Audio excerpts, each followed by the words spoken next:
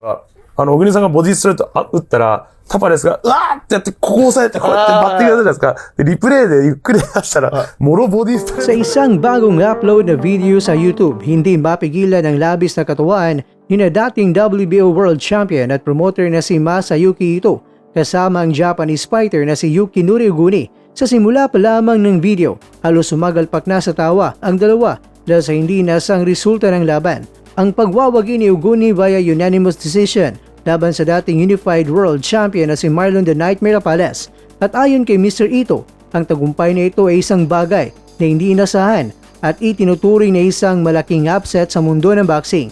Inamin nila na maging ang sariling kampo ay nagulat dahil nagawa ni Uguni ay isang misyon na akala ng marami na imposible. Nagawa namin, nagawa ni Uguni ang hindi nakala ng lahat, ani ni Mr. Ito sa gitna ng kanilang tawanan. Bagamat aminado si Uguni na malakas naman talaga si Tapales, napatunayan ng kanilang kampo na ang tamang diskarte ay sapat na para talunin ng isang di-kalibreng world champion dati. Meron namang isang interesanting obserbasyon ang ibinahagi ni Mr. Ito tungkol sa pisikal na kondisyon ni Uguni. Napansin ni Ito na ang mukha ni Uguni pagkatapos ang bakbakan kay Tapales ay mas mabuti at sariwa kumpara sa mga nakarang laban nito kung saan madalas siyang nabugbog. Pabirong sagot ni Uguni, kasi tumakbo ako. Ngunit sa likod ng biro, alam ng lahat na nagipagdikdikan din ng hapon. Dito inilabas ni Mr. Ito ang naging susi sa tagumpay.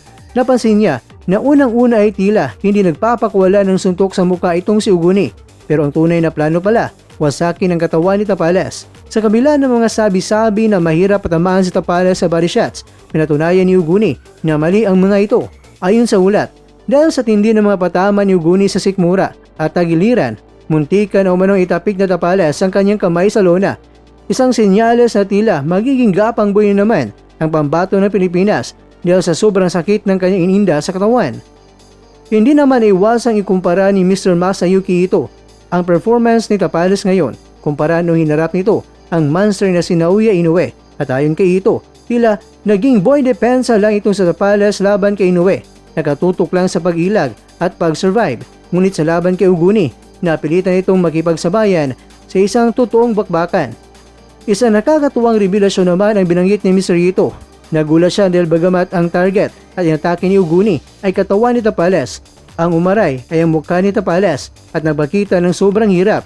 Tila ba ang sakit na nararamdaman sa katawan ay rumistro kaagad sa bawat ugat sa mukha ng Pinoy fighter dahil pala yun sa headbutt. Mga kakwento, sa huling bahagi ng video, binigyang diin ni Ito na hindi lang basta swerte ang nangyari, kundi isang magandang bakbakan na pinagandaan ni Uguni.